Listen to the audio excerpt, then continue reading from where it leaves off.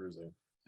So another region I want to talk about because we were mentioning it before we jumped on the call was the Baltic Sea cruises, and I know everyone's very aware of what's happening in the Ukraine right now, but you mentioned that you're still getting you previously you were still getting a very high demand for Baltic Sea cruises, and you're still getting a supply from suppliers of the cruises, but because of some port changes, the consumer interest seems to have gone down, and I was hoping you could tell us little bit about that.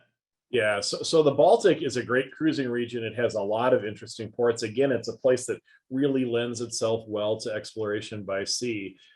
St. Petersburg in Russia is the primary reason that I think most people go on a Baltic Sea cruise. And of course, St. Petersburg is closed now, probably for the foreseeable future. And unfortunately, when you pull St. Petersburg out of that itinerary, there's really no good substitute for it. And so I think people who wanted to go on a Baltic cruise, specifically to go to St. Petersburg, the ship will spend 2 or 3 days in St. Petersburg. I mean, it's a very in-depth visit there. They're looking for alternative destinations.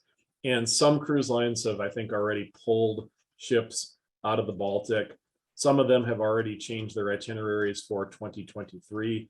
And I just think we're going to see more and more of that, unfortunately. And I understand it. I mean, the Baltic is a nice place. It's very interesting, but without St. Petersburg, it drops from kind of the top of the list, maybe to someplace in the middle, unfortunately.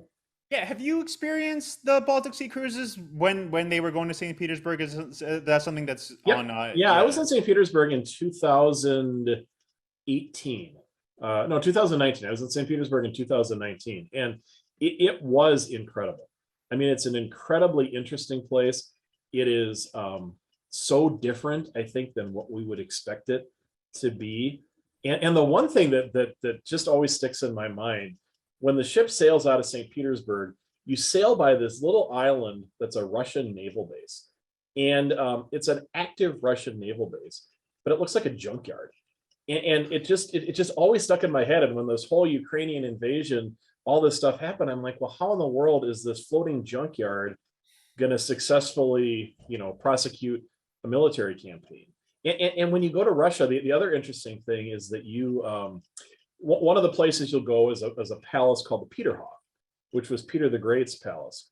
Well, about a mile up the coast is another place that the tour guide told us is called the Putinhof, and that would be Putin's, chateau on the Baltic, because Putin is from St. Petersburg. And I would say that the Putinhof is actually probably bigger than the Peterhof. Okay. It's a pretty incredible place. And so it was just very interesting to see the history, but also now that all these current events are going on, you kind of get a little different perspective on it. Yeah, I mean, every few years it seems a destination's crossed off the map because of a geopolitical conflict. So it is hopefully it can rejoin the itinerary list at a certain point. There's one more thing I want to ask you about that because I know we're about halfway through the session right now, but I mean, has the Ukraine conflict impacted any of your other clients' plans? Not specific to Baltic, but I mean, there's so many river cruises in Europe, in Western Europe, Eastern Europe. There's a lot of itineraries and a lot of cabins available that touch or go near that region. And I'm curious. I mean, have you had any questions from your clients? Yeah, Hungary, where Budapest is, the starter end of a lot of Danube cruises is borders on the Ukraine. I've had questions. I think it has kind of put a little bit of a damper on demand for this year.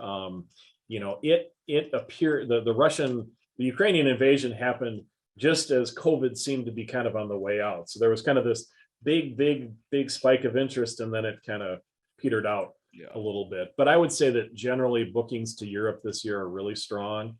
And I'm buried right now in last minute trips to Europe that people are planning for June, July, and August of this year, which is